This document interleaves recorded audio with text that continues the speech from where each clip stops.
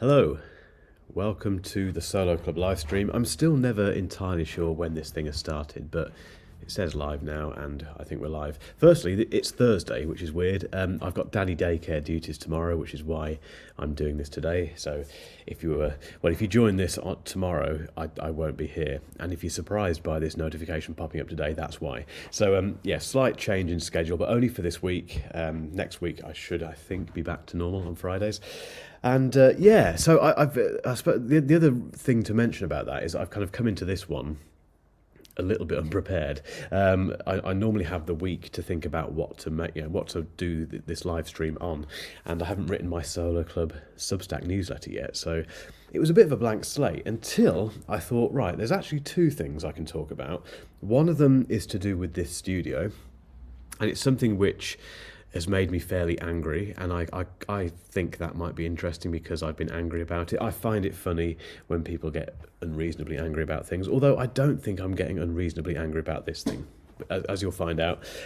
The second thing, and the thing that I'm going to start with, just a very quick sales pitch as always. I have to try and sell something to you to get this thing rolling.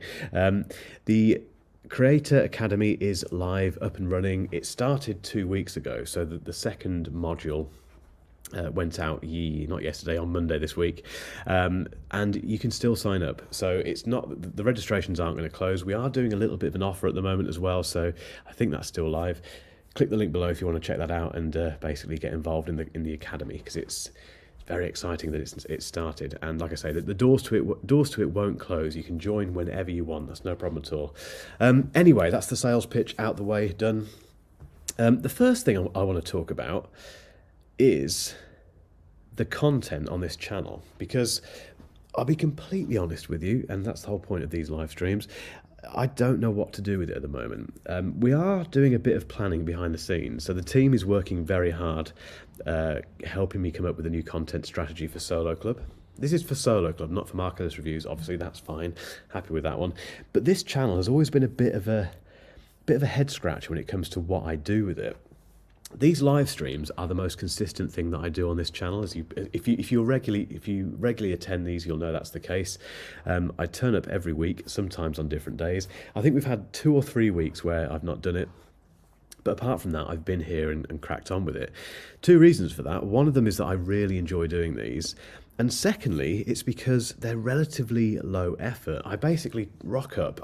None of this was set up about 10 minutes ago. I literally just put my laptop down, set up the camera, and that's it. Hit go live, and there we go. So it's really straightforward for me to do these. And I think it's such a different form of content to what I normally do, because it's not rehearsed, it's not scripted.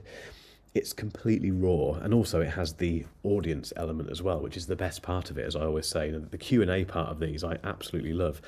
So that isn't a problem. These won't stop. I'm going to carry on doing these. What I'm not sure about is the rest of the content. So we've kind of dabbled with regular videos where I kind of stand there and talk about 5 ways to grow your newsletter and all that sort of stuff. We've done vlogs. We've done a couple of vlogs on the channel as well. We've done a podcast series, which I've really, really enjoyed. I've spoken to some brilliant people on that. If you've not checked those episodes out yet, they're all on this channel. You can go and watch them now. And I've enjoyed, to a degree, all of those different forms of content. But the biggest challenge we have with them is that they're all, apart from this, they're all quite... There's a lot of effort involved, and the problem with this at the moment, again, being completely honest with you, is that Solo Club is completely funded by Mark Ellis Reviews. This channel doesn't make any money whatsoever, nothing. It's not monetized on AdSense. We don't have sponsors yet. Nothing's happening in terms of monetization, because it's a very small audience and it's very early days. So I have to be so careful about how much time we put into it. But then equally, I know that you have to put time in things to make them work. So it's another head scratcher really in terms of what I do with this. As I say, what we are doing, we are looking deeply into this behind the scenes and trying to come up with a content strategy that ticks all the boxes, so that is, firstly, most importantly, of value to you guys, but secondly, relatively easy to produce, so there's not too much production overhead. And thirdly, that I enjoy. I don't really want to be making content that I don't enjoy making. That doesn't make any sense. So ticking those 3 boxes is pretty pretty tricky, to be honest. So I thought I'd start this live stream by asking you, and I don't mean unless you've got ideas now, stick them in the Q&A, in the chat box below. But if you've got any thoughts on this, let me know. If you're watching this in the future as well, put a comment down below to give us some ideas. I think the key thing with this is what do you want to see me do on this channel? What do you want to see me share? And be completely honest, because I think when it comes to opening the doors to these kind of businesses and talking about this industry, I think a lot of this is, in terms of what the audience wants, is driven by, to be completely honest, nosiness, which is fine. I'm very nosy. I love, if I get involved in an industry or a hobby or something, I want to be really nosy and see what the people who are already doing that stuff do, how they live their lives, all that sort of stuff. So I'm a nosy person. I think most of us are. So I want to know what you want to be nosy about with what I do. Does that make, that's a terrible way of putting it, but you see what I mean? What do you want me to share, basically? And this is this content will come in the form, I think a lot of it will be short form content, to be honest. I think that's a really good way of building an audience. But equally, the longer form stuff, what do you want to see? Let me know. We've got ideas, and we're having a meeting about this next week, I think, here. So we're going to talk about it internally. But you're the audience. You guys, a lot of this is down to you as well. So let me know what you want me to do with the content. Right, that's topic number one. Remember, at the end of this, we will do the Q&A as always. So I'm not looking at it at the moment.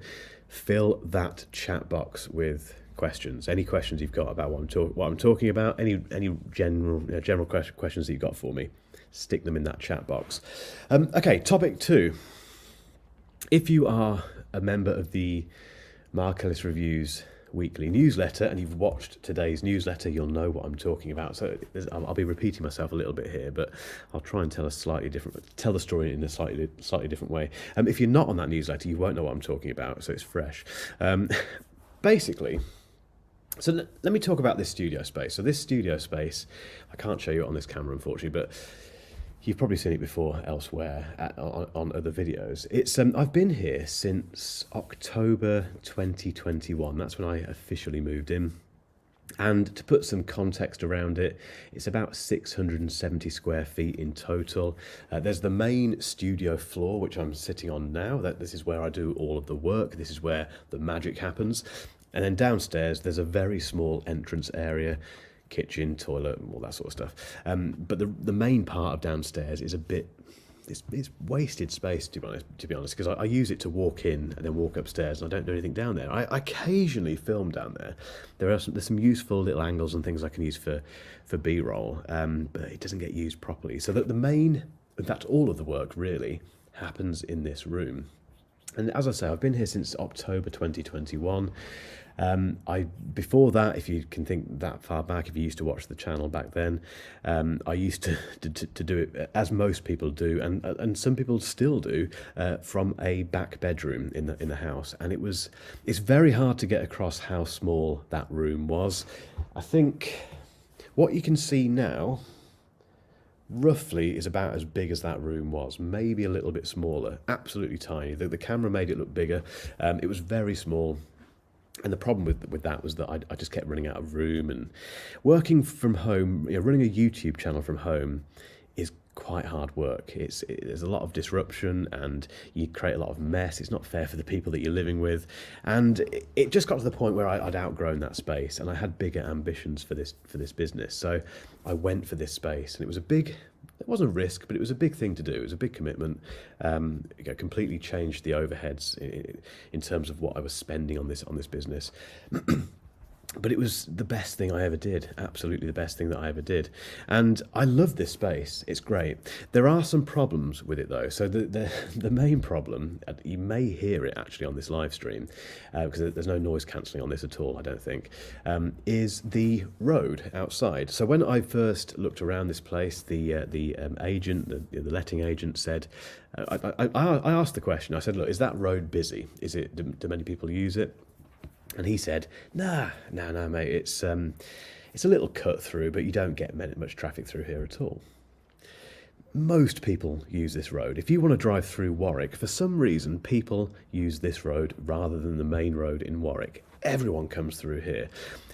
To compound that problem, down that way, there's like an industrial complex. So there's quite a few industrial units, as there are behind me as well. There's also a tractor, you could not make this up. There's a tractor retailer, a shop that sells tractors just down the road. So all day you get tractors, not flying past, but trundling past up and down with people, I guess, test drive. Do you test drive tractor? I don't know. They move them anyway. They do leave there and end up somewhere over there regularly. That makes a lot of noise, as you can imagine. Like I said, I don't know if you can hear. Let me know if you can hear it on this stream. It'd be interesting to know. That is one of the biggest issues with this place, and the problem is, I've normalised it, so I've completely accepted it because it's just I can't do anything about the traffic, and I've never soundproofed this place. I came very close to doing it, and then didn't do it when Final Cut Pro Apple added a tick box to Final Cut Pro that was called voice isolation, which completely fixed it. Basically, what you hear on my Mark Ellis Reviews videos has that setting applied, so you don't hear any of that, and you don't hear the echo in the room as well. It completely fixes it. It was a revelation. The problem still, though, is that it's very distracting, and when you're recording a roll, and you're trying to nail the point, it's really, really irritating. And I've had so many times where I've done a piece of a roll and absolutely nailed it, but right at the end, a tractor has come past and ruined it, and it's so, you don't see any of this obviously, but it's so irritating. So there's that problem. The other problem, in fact, it's all related to this road, really. The other problem is the parking. So there's some parking out the front, but it's that type of parking where you drive past it and it's completely full. There's not a single space. So you park up the road, and every single time you walk back down the road, there's a space. Magically, all of a sudden, someone's left or two people have left. It happens all the time, to the point where I'm genuinely thinking, someone is taking the you-know-what. They know. They see me come past and think, here he is. Wait for me to go up there and then move their car.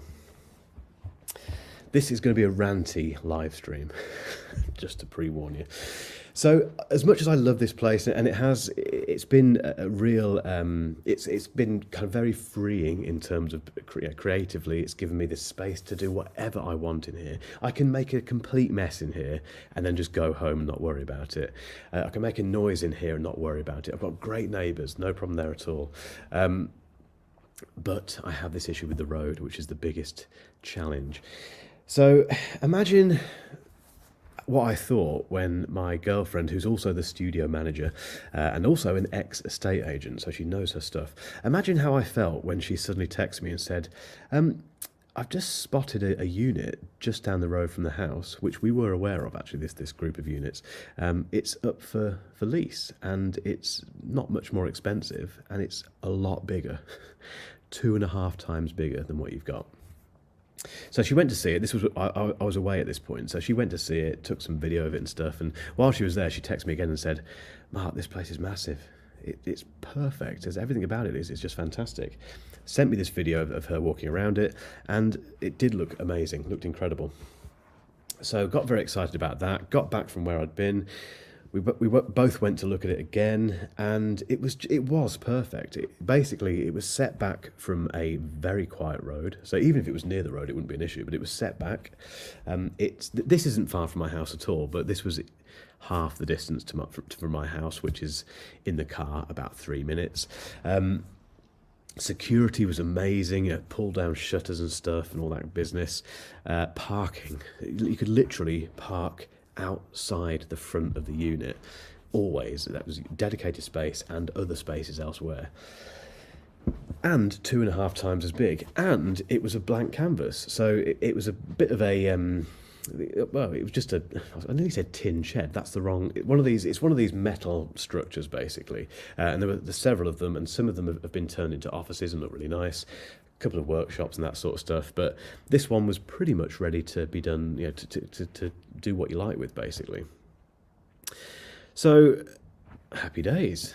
Spoke to the landlord here and said, look, This wasn't planned, but we might be moving, and they were very good about it. And we put an offer in based on the price that we saw advertised, and the advertisement was on Facebook, and maybe alarm bells should start ringing at that point. But that advertisement was put on by the existing tenant who was moving out. And the price that attracted us to it in the first place was on there twice. It was in the text, and it was stamped onto the image of the place as well. It was an official advert from the tenant. We couldn't find it anywhere else. It wasn't listed anywhere else. But when we went there, we met the tenant. We met the landlord. Lovely person. She was lovely. And I think Jen even spoke to a couple of the existing tenants there, who would have been our neighbours, and they all said, great place to work. Never had any problems. It's been fantastic. You'll love it here. Lots of interest in this place as well. A lot of people went to see this place because it seemed so fantastic. And lo and behold, they said to us, look, we've had a lot of interest, but we love your business, what you do with your business, and you're the right tenants. So yeah, it's yours if you want it. Happy days, brilliant. Crack open the champagne. So then a couple of days later, the lease agreement came through. And this happened when I was recording the 8 or 16 podcast. And I finished the podcast and had another message from Jen saying, I've just been looking through this lease agreement, and the price, it's an extra 500 quid a month on top of what we thought it was. That's a lot of money. An extra £500 is a lot of cash. And it's a big discrepancy, really. So we had this Facebook advert, which was the only advert for this place, and the lease agreement, which which disagreed with each other on the price. So contacted the agent, contacted the landlord, and to cut long story short, they both said, yeah, sorry, that's the price on the lease agreement is the price. To which we said, but the advert, the only advert that we saw, and presumably everyone who went to see that unit presumably saw, had a different price on it. What's going on there? Oh, and both of them, their answer was, we don't use Facebook. I've calmed. It doesn't look like I have, but I have calmed down about this since. Jen was fuming because, like I say, she used to work in that industry, knows it like the back of her hand, and had never experienced anything like this before. People get things wrong. We all get stuff wrong. I get stuff wrong all the time, And if this had been a small discrepancy, like they got the square footage wrong, or I don't know, maybe the parking wasn't dedicated or something, that would have been annoying. But then you kind of get over that. This was fairly fundamental, really. This was the price. This was the price that we would have been paying each month. And the excuse of we don't look at Facebook. You then start to think, well, have you got any control over the ads that your property is appearing on at all? Bearing in mind, it didn't seem to be on any other property website. Rightmove wasn't on there, to our knowledge. And then 2 or 3 days later, it was still there. In fact, I think it's still there now. I won't say where it is or who it is, but and also it was put on the group, the Warwickshire main Facebook group. I don't use ironically, I don't use Facebook myself anymore these days, but I know that from what Jen was saying, it was put on the Warwickshire Facebook group. So lots of people will have seen that. Many thousands of people. So let me have a drink. It's water. It could be something else, but it is water. So like I say, I've got over this now, because we basically, in fact, we didn't pull out. It gets even more ridiculous. So Jen then said, okay, she rang the landlord, who she got on very well with, and said, look, what's going on? Lots of embarrassment on the landlord's part. And she said, okay, look, let me have a chat with the agent, and we'll get back to you. This was on Friday last week, so it's now Thursday. We've heard nothing, literally nothing at all. And bearing in mind that during all of this stuff, we'd started to get things moving. So I'd been to that unit to pick up some boxes that the existing tenant had, because they were getting rid of them. I was going to use those for the move. Had a great chat with them. Very excited about moving in. They were very excited about moving out. We'd spoken to our solicitor. We'd spoken to like I say, the landlord here. She dealt with it fantastically, and we were looking at replacing me here, and that was starting. We even had one viewing potentially booked for this place. All this stuff was happening, and then to have this bombshell dropped, it was just so embarrassing for everyone, really. So we had, and the fact that they still haven't categorically confirmed that we haven't got it, or that the price was right or wrong or whatever. But we have 100% classed it as a complete avoid. Even if she rings up now and says it's yours, sorry about all that, no chance, because I think we've dodged a bullet here potentially. I'd love to know what you think about this. I haven't looked at the comments yet. I'm guessing some of you may have questions about this. We're not. I would say we're not faultless. There's no fault for us here, but it's a big lesson. We should have really nailed down that price when we went to see the landlord. But then we went based on the advert. I've never had this before, where you see an advert for a property, whether it be a house or an office or whatever it might be, and it not be the price that was advertised wherever it was advertised. This was advertised, I say officially, but it was advertised by the existing tenant. We can all guess what happened here. I don't believe for a minute that the landlord wasn't aware of that advert, but that's that's not for me to say. That's complete guesswork. So, long story short, I'm not moving. I'm still here, and again, the current landlord has been brilliant. She just said no problem at all. We're glad you're staying. No problems. That's very nice of her. So yeah, we're staying, and on reflection, I mentioned this on the newsletter, everything happens for a reason, always. Like, this has happened throughout my life, when bad things... This isn't the worst thing in the world at all, it's a first world problem. Plus, I wasn't looking to move.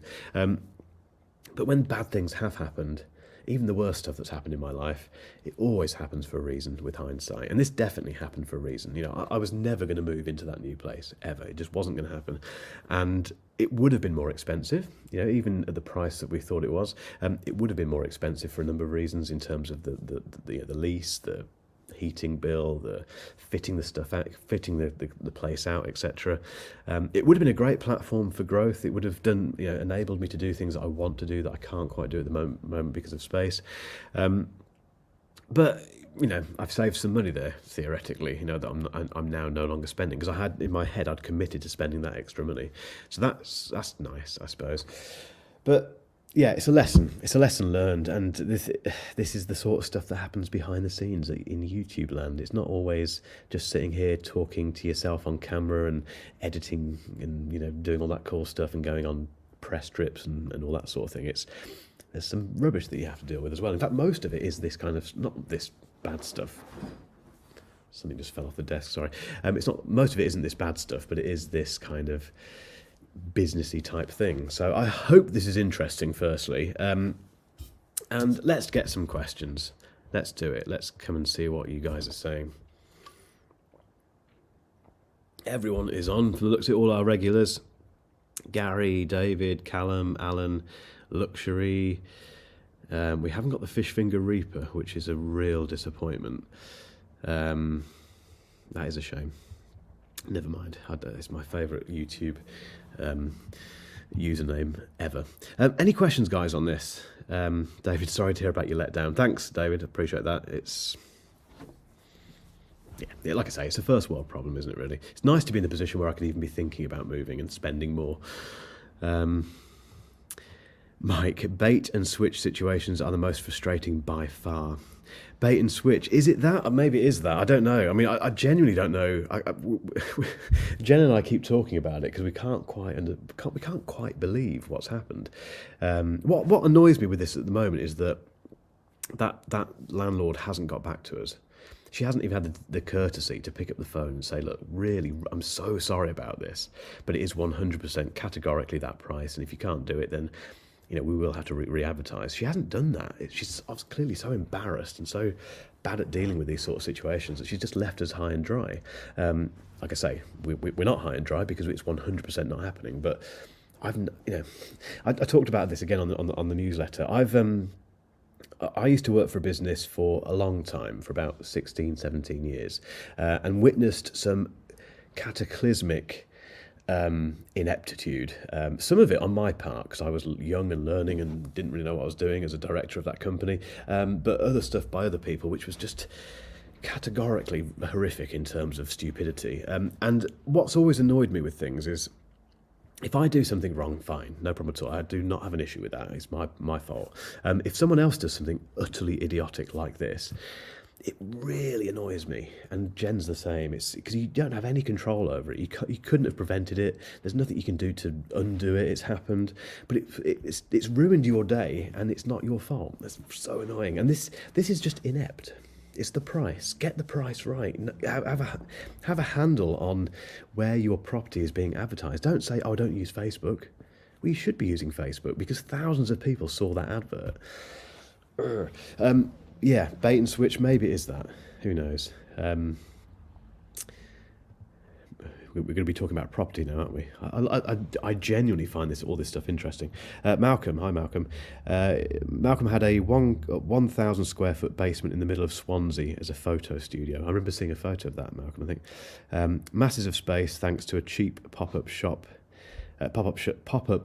deal for 4 months. Try and say that when you've had a couple of drinks.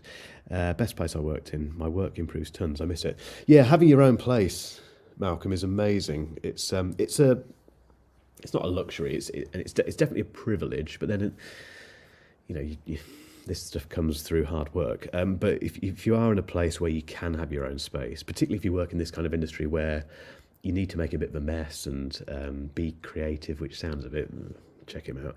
But being creative and making videos is messy work. You don't see it on the video, on the resulting video, nor sometimes you do on mine. But generally speaking, the resulting video is clean. What you can see now is relatively clean. This looks like a fairly clean setup. Trust me, everywhere else is a mess because it's a working studio. So having that space, like Malcolm says, having that space to yourself that you're not sharing with your family and annoying them is really, really, really useful. Callum, do most creators have external studios instead of home studios? If so, what point did you get to when you realised you needed space?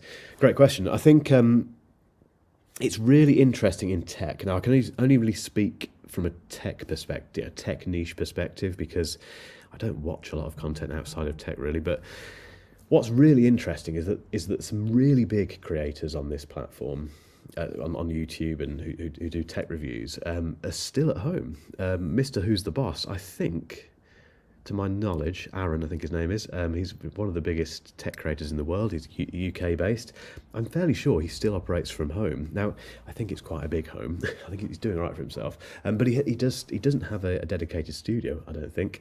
Other people that I've met out on the road, I won't mention by name, but people, again, with fairly big channels, still have studios at home, or they've built like a kind of a separate studio space in the garden, or converted the garage or whatever. I nearly did that. I very nearly converted the garage at home to be a studio, but it still wasn't really big enough for what I wanted to do.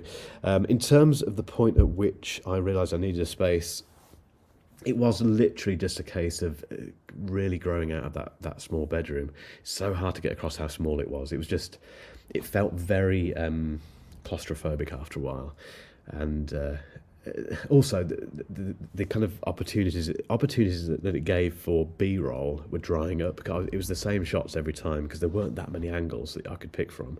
Whereas in here, there's loads of stuff, loads of different angles and interesting kind of compositions I can work on. It was a natural thing. It was just, this needs to happen now. Basically, it kind of got to the point where it was much needed. Tech with Dom. He's referring to something Callum said. Is this tractor reviews rather than car reviews? Funnily enough, at CES they had tractors because they had John Deere there. That was brilliant. They had all these kind of AI, see-through TVs and all this fancy stuff, and then just a massive tractor in the middle of the hall, which was just, I love that. I love that sort of stuff. I just wish that tractor shop was somewhere else, just in the countryside. But surely that makes more sense rather than being in the middle of Warwick.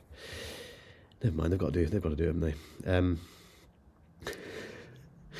Who'd have thought I'd be talking about tractors on these live streams? David, find a spare plot of land and build your own space. I did that with a 4-bed house back in 1992. The best thing I ever did. Part of me would love to do that, and then part of me thinks, "Wow, what a massive job." I'm not the sort of person who has the time or the skill to do that myself. I know I'd have to get people in to do it. One day, maybe, who knows? I know it can be a much more cost-effective way of doing it because land, you can buy land relatively cheap depending on where it is, and then it's up to you to spend what you want really on the building. It's an option. I do have. I've mentioned this again on the Market Reviews newsletter this week that I do have bigger plans with this business, which will require more space, potentially space that I own as an investment. So this is a bit further down the road. I'm quite a bit further down the road, but that's something that's bubbling away in my mind anyway. So that could be an option if I get that adventurous. This reminds me of someone else on YouTube at the moment who's doing this. A guy called Peter Lindgren, who is a Swedish. He's not a tech reviewer. He's a Swedish camera guy. So he does all his videos are about cameras and filmmaking, all that sort of stuff. He's brilliant channel. Go and check him out. Give him a subscribe. But he's building his own house. He's one of these guys who does everything himself. So he fixes his car, he builds studio spaces. He decides to move out of his flat, his apartment with his I think his wife or girlfriend, and build a house because that's what he's going to do. And he's building it at the moment, and he's kind of documenting the whole thing, which is fascinating. He's definitely worth a follow, definitely. I can imagine when Jen sent you the video of the size of the place, you must have felt happy. I did feel very happy actually because it looked great. But I mean, it maybe the extra could have been worth it if you had big ideas for the content. Yeah, I mean, it was a little bit daunting. It was one of those things where when you say yes to something and then you suddenly think, oh God, I've got to make this work now, because it was such a blank canvas. I could have moved in and started filming, but it would have been a very different backdrop to what you're seeing now. The walls weren't like this. The walls were almost like corrugated metal. So very different place. But yeah, it would have been very interesting from a content perspective. I completely agree. And it's something I could, again, a bit like Peter that I just mentioned, I could have charted the moving in and documented the entire build for this channel, but it wasn't meant to be. It was never going to happen. Malcolm talking about his space. Only reason he didn't stay is because it was a month-to-month renewal. The landlord ghosted everyone for unknown reasons, and we had to leave. We'll get a studio back eventually. It's that good.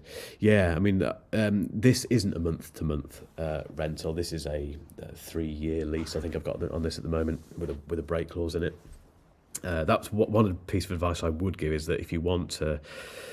Unless you're just trying it, unless it's something that you're not sure about. I did this a long time, about 5 or 6 years ago. I got myself a little office space in just outside of Leamington and just paid month by month because I wasn't sure if I wanted it or not. And turns out I didn't want it, and then COVID happened and it all fell apart.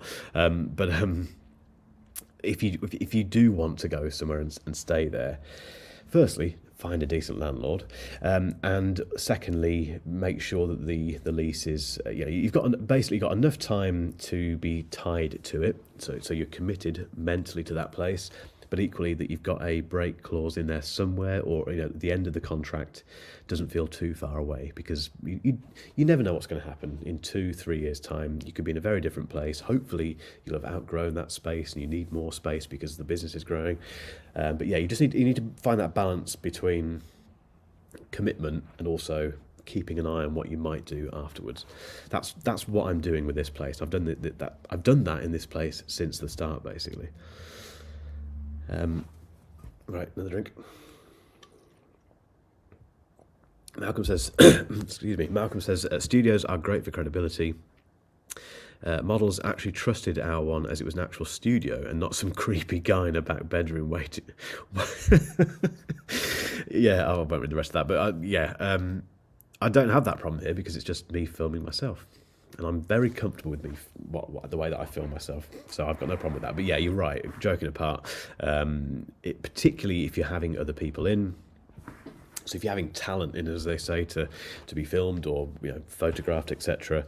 And also just there's credibility there, obviously, and it gives people reassurance in terms of what they're doing with you. But even if you don't have that, if you're in my position where, like I say, joking apart, I do just film myself and headphones and iPhones and things. When people see this studio, if they're a new viewer on the channel, they come across my channel and watch a video, it looks like this guy is taking this seriously. I think it's not that you don't look like you're taking it seriously in your back bedroom at all, because a lot of people have very big channels and very successful channels in their own right in their bedrooms. But I do think this adds another layer where it's clear that this is a serious thing for this guy. He clearly can afford this space. There's a reason for that.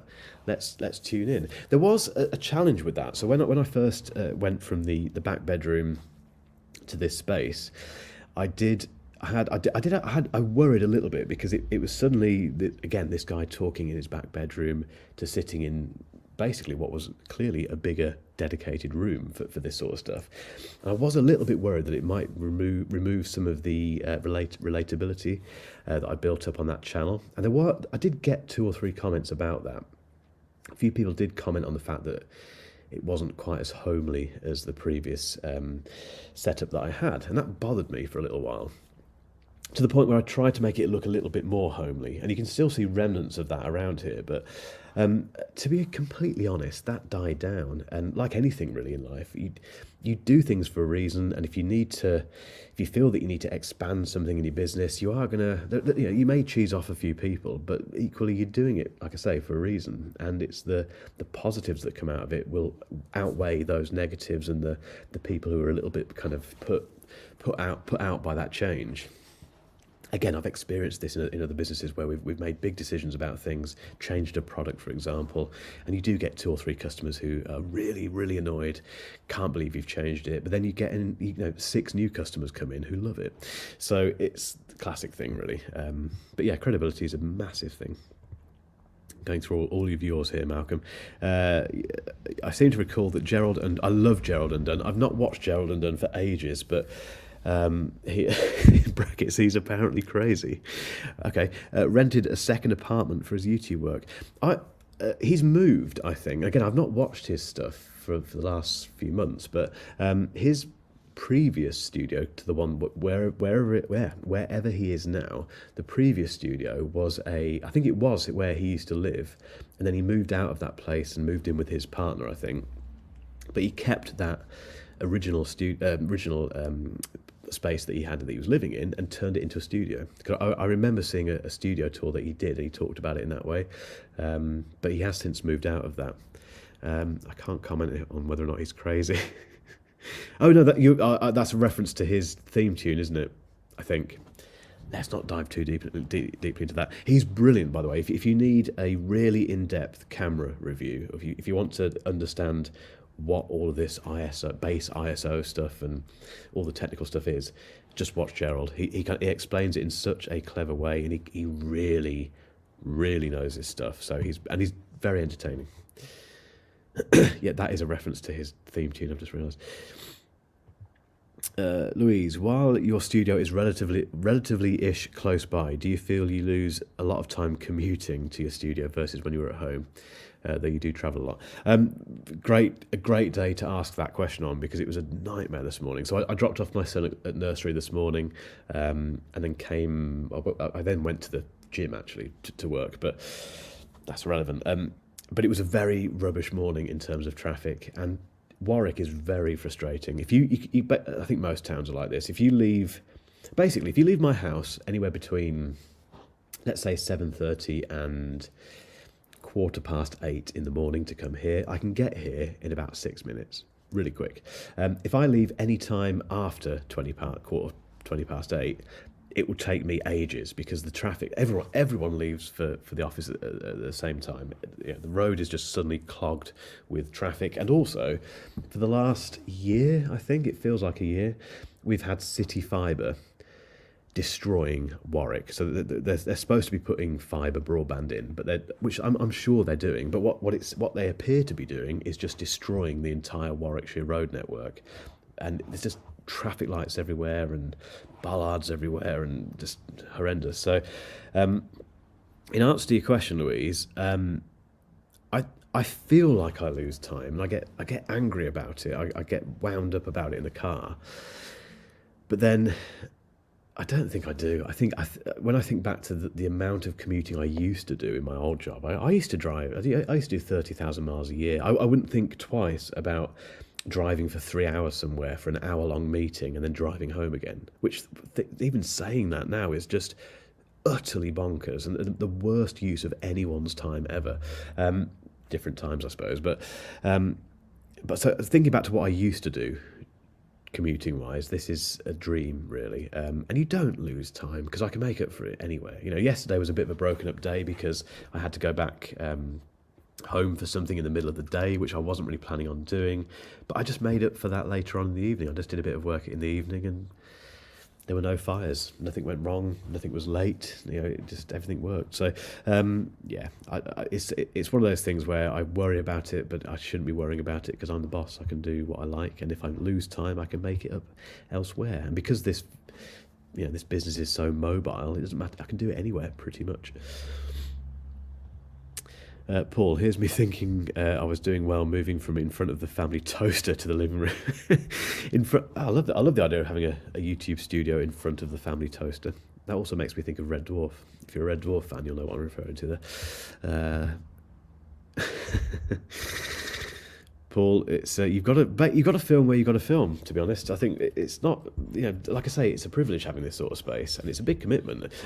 Basically, when I got this place, I thought I can either get a studio space or an editor. So it's one or the other. They're roughly going to cost me the same. The editor might have been more. In fact, it would have been more expensive. And I went for the latter. I went for the studio space because to me it made more financial sense, really. The family toaster, brilliant. Yeah, so Malcolm has confirmed it's a theme. It's reference to Gerald and Dunn's theme. I won't sing it, but he's got a brilliant theme. He also does a brilliant thing. So this is a great YouTube tip. He does a thing where, let me get this right. When he introduces himself, he says, these aren't the exact words, but he says something like, hi, I'm Gerald and Dunn. And then he says, basically in brackets, and something, and the thing in brackets is something that someone has said has wanted him to say in the comments. So he picks out a viewer comment, which is normally complete nonsense, totally irrelevant, and just says that as part of his intro. It makes more sense when you watch him, trust me. But it's a great way of, it's a lovely little signal that you're watching Gerald, and it's just a repetitive thing. It gets the audience involved. It's really clever for engagement and for building a community. Basically, I do the thing that I do for this is if you watch the Mark Ellis Reviews videos, it's my little lower third. So when my name pops up at the bottom left, it says Mark Ellis, and then beneath that it says something. There's always and normally that would be content creator. That's what that second piece of text is for. I've always used that as a little a place to put a joke, or or to say things like if you read this, leave a coconut emoji in the comment section. It has no bearing on anything, but then what you then get is people putting coconuts in the comment section. So people who come to that video start to see all these coconuts and think. Funnily enough, tomorrow's video, I've put that on, that's why I've mentioned coconut. But yeah, they see all these coconuts in the comment section and think, why are people putting coconuts? What's going on? And I'm fairly sure that I've got a bunch of viewers rather who regularly watch that thing. I hope they do anyway, because I put a lot of thought into those things. But again, it's that little way of building a little community around a little kind of a little joke, a little in-joke basically. Louise watches the lower thirds. That's good. It's reassuring. I do often think, does anyone look at these? Because there's been some absolute corkers in there. I'm very proud of some of those. Paul, it's amazing seeing everyone's studio like yours and Patrick's. It gives me the motivation to work harder. I'm sure you work hard anyway, Paul. So Patrick Rambles is, I think, who Paul is referring to. Patrick has a lovely studio. I went. It's in Brussels, just outside of Brussels.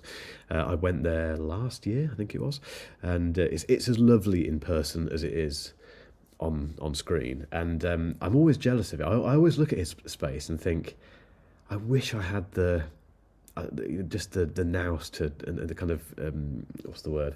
The kind of that aesthetic mind to create a space like that, because it looks okay on camera, but the only reason it looks okay on camera is because of some of the lighting and that's it really, and some of the camera angles that I use. But whereas Patrick's is beautifully kitted out. He's got lovely sound panels. He's got nice little trinkets here and there, which are just very cleverly placed. Lovely desk. Everything is just really, and it is as tidy, unless he just tidied up because I was coming. But it's as tidy in real life as it is on screen. So very, very smart place.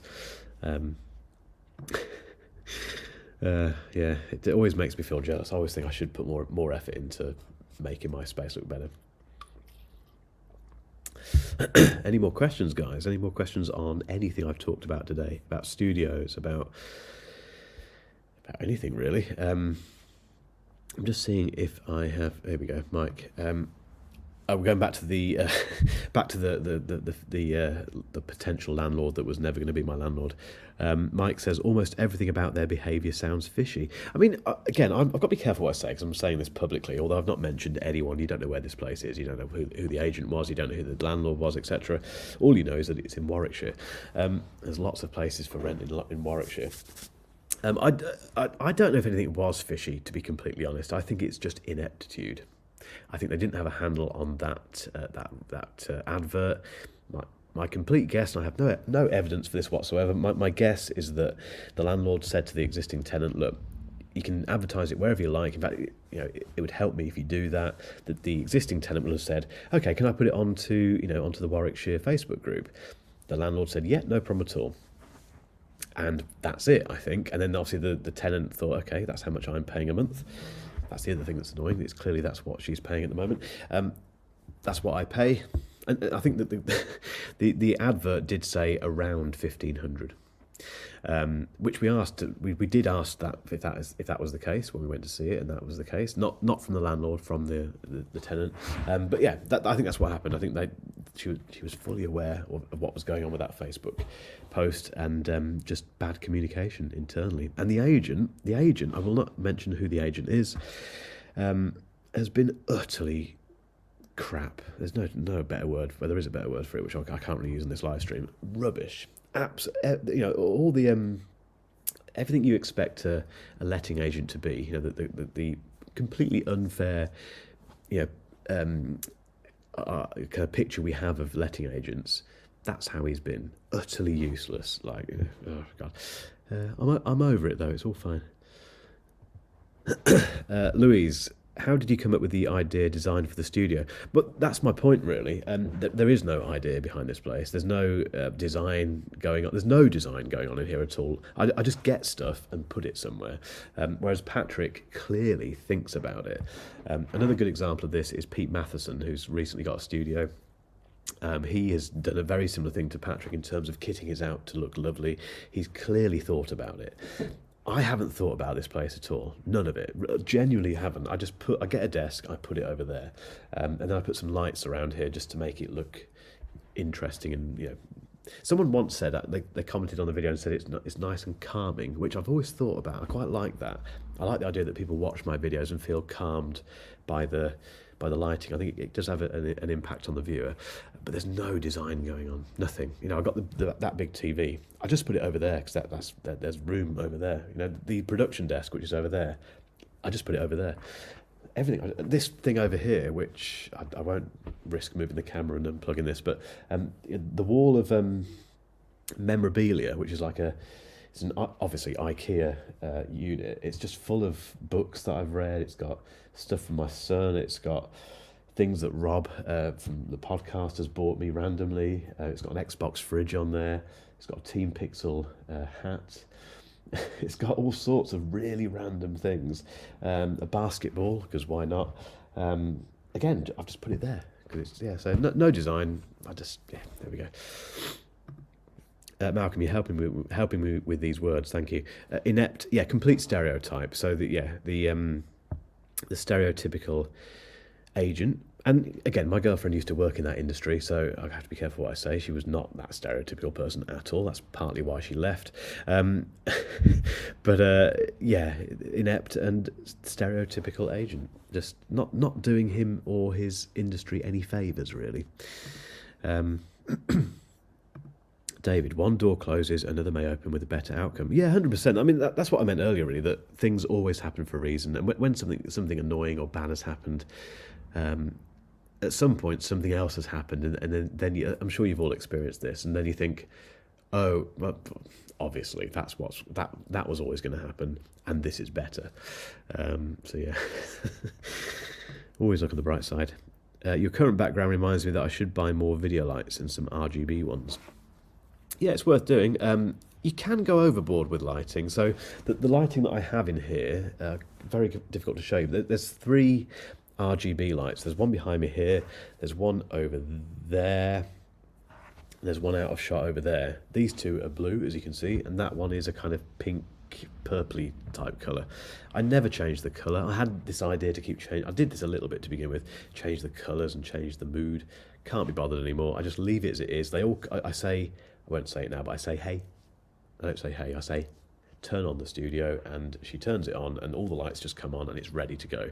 Again, I've talked about this in the past, that if you can get to a stage where it's almost push button recording. So you come in, you press a button, the lights come on, you set your camera up, you hit go, and you just start filming and talking and doing your thing, rather than spending ages and ages twiddling around with knobs on lights and moving things around or doing all that stuff. The simpler you can make your production process, the more enjoyable your content will be to make, and equally the more consistent your content will look. People like that. It's the Tom and Jerry thing. It's the consistency. You know what's going to happen on each thing. You know how it's going to look. Malcolm, hey, branded digital assistant trademark, like the studio play. That's exactly what I say, kind of roughly. And it all comes on. So yeah, it's just 3 lights. I just keep it simple. Yeah, really easy. Really easy. And don't spend too much on lighting. It's worth spending a bit of money on key lights. So apart from those RGB lights, I have these great big key lights with soft boxes on them. These are this nan light stuff, which is just fantastic. They sent me it, by the way, full disclosure, I was very lucky for nan light to send me this stuff out.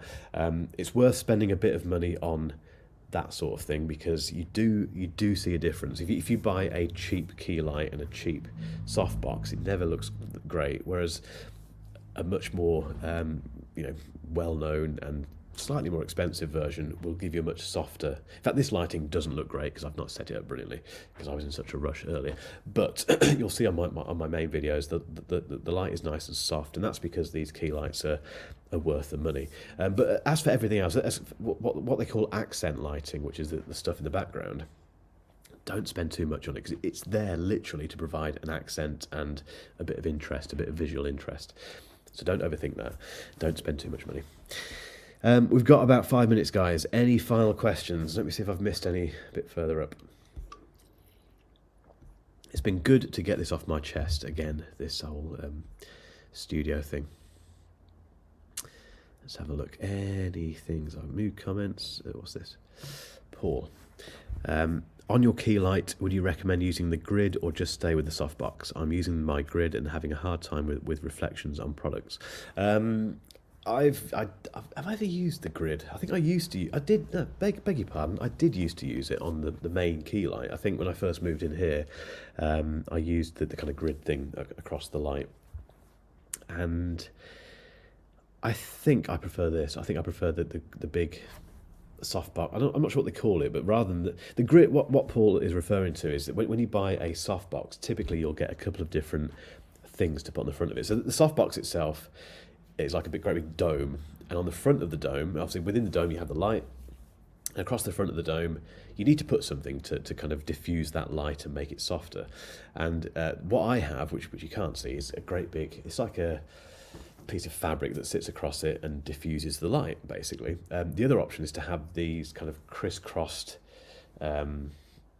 kind of waffle type thing that you put on it. I can't think how to describe it really. Again, this is where you'd have to watch Gerald and Dunn's videos to work out what all that means or why bother doing that. I'm not sure what difference it makes technically, but I just found that this is softer. This is a softer light.